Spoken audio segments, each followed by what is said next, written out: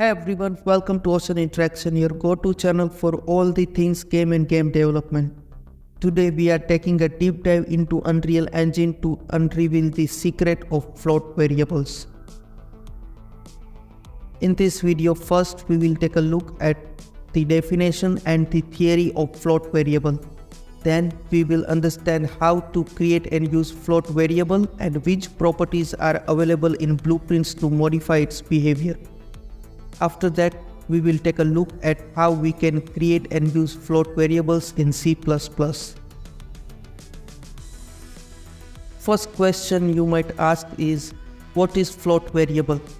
So float variable, or simply float, is a data type used to store number with the decimal points.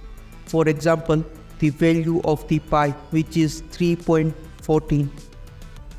In a game development, precision matters, and that's where float shines. They allow for precise calculation and measurements. Picture you are creating a game and need to determine the speed of moving object. You would use a float variable because speed can be decimal value, not just a whole number. Float value can be positive or negative numbers.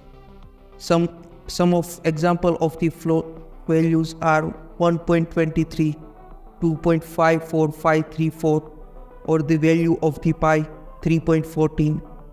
One point to notice that even though 3.0 is basically whole number, because it has a precision value .0, we consider it as a float value. So any value which has a decimal value is a float value, even if it's a 3.0 or 2.0 or 1.0 or any whole number with just a .0. Now, let's go to Unreal Engine and see how we can create, use float variables in Unreal Engine and which properties are available to modify the float variables. First, we will take a look at how we can create a float variable. Go to Event Graph, and in this My Blueprint section, Variable section, click on this plus icon. It will create a new variable for you. You can name it whatever you want. In our case, I will give it a name health. And you can change the type if it's not the appropriate type. For example, by default, it should be a Boolean type. So you can change it from here or from here, variable type. So in my case, I want to create a float variable. So I will select the float data type. Once you select it, you have to compile it to set the default value. As you can see, when I compile, I can now set the default value. This is how you can create the variable. Now, for the second part, we will see how we can use this variable. To change the value of the variable, you can drag it into the event graph and select set health. It will let you change the value of the health variable. For example, I can set the 100 and it will set the health value to 100. To use this variable, you can just drag the variable and select the get health. It will give you the output of the value of this variable.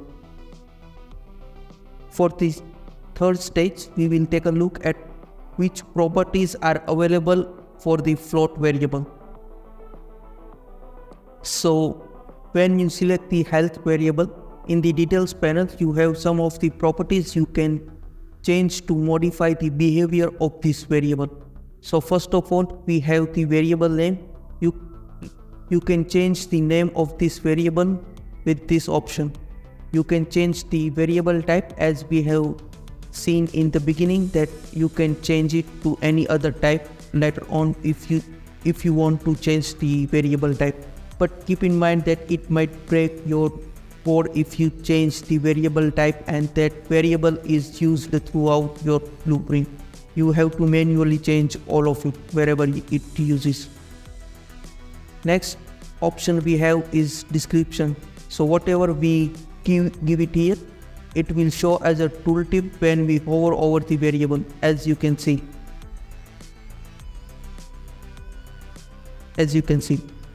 Sometimes you have to compile the blueprint to get the intended behavior. So if something is not working, just compile.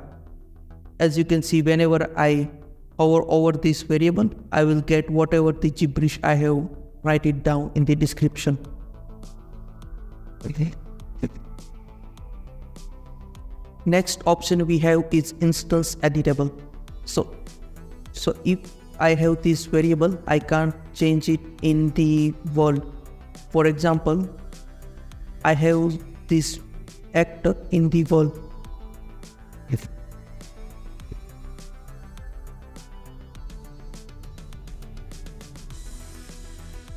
Okay, as you can see, I have added this actor into the world. Now, if I want to change some specific value for this single instance, I can change it right now. But if I want to change it, I just have to click this option and turn on the instance editable option. Compile, save, and as you can see in the details panel, in the default section, I have this variable health. So if I want to change this health value of this individual object or float value of this individual object, I can change it from here with this option. Next, we have blueprint read only. So if I want this variable to never able to change whatever the default value I have assigned. For example, if it's a value of pi, and once I set it to 3.14, I never wanted any logic in the blueprint to change this variable. I can select this option and no one can change this value besides the default value. So for example, if I drag and drop now, I wouldn't get the option to set the variable because this variable is now read only. Next is expose on spawn. So these options come in handy when we want to spawn this variable, spawn this class and set the default value for this variable. So let me show you what I mean. So I can add a node, spawn actor from class and select this actor. As you can see, I don't have any default variables I can set when I spawn this class, but when I click on this option, if I check this option, expose on spawn, as you can see, I have now the health variable exposed when I spawn this actor so that I can set the default value for this actor.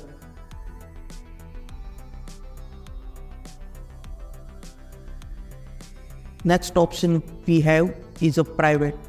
So if I want to create a child classes of this base class, and if I don't want the child classes to change the value of this variable, I can select this option. Next option is for expose to cinematics. This option is useful when you want to expose this variable to when you create a sequencer. Next we have the category. So every variable have a category to organize the variables. By default it has a default category, but you can change its category by just writing down the name of the category. For example, if I assign this, I create a new category called player. I just need to write the player in the category and it will create a new category called player and assign this variable to this category. Now whenever I click on this drop down, I will see both categories available, default and player. Next is a slider value. So as of right now, I can go in infinitely in this variable, right? Not infinitely, but like I can, if I want to control how much the user or the someone who is assigning this default value can assign this value, I can create this value as a slider so it can't go down or upper from the limit. For example, if this is a health variable and I want this variable to be never be less than 0 or never greater than 100, I can give it a slider value, and whenever someone won't assign this value, now it can just assign it till the 100. He cannot assign value greater than 100. Of course, he can manually type it. To stop this behavior, what I can do is change the value range. So value range will be 0 to 100.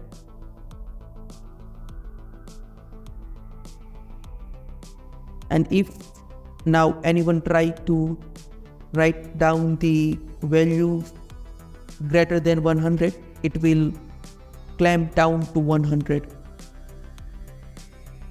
Now next few options are for multiplayer. So in the future I will create a multiplayer playlist where I will explain all of these values in details. So as of right now I will be skipping them. That's it for the blueprint side. Now let's go to the C++ and see what we can do with the float value in C++. In C++, I will be showing you two things, how to create and how to use float variable. So let's start. First, I will show you how you can create a float variable. To create a float variable, you just have to write a keyword float to specify its data type and then give it a name. So in this case, we will give it a name health, and then it's done. Optionally, you can also give it a default value if you want. So in this case, I will be assigning the 100 as a default value. This F at the end specifies that this value is a float value. So it's just a good practice to specify which value this is. You can write it down, just write down the F at the end, that will specify that this is a float value. Next, I will be showing you how to use this float value in your code. To use this value, to change the value, you can just assign any new value to this variable. For example, if I want to decrease the health and set the 90 as the current health value, what I can do is just write down the name of the variable, which is health, and then assign any new value. So in this case, this will change the health value to 90. If I want to use this variable, I can just write down the name of the variable and it will be replace this name of the variable with the value. So it will be 90. So if I have some other variable where I want to store this new value, I can do it this way.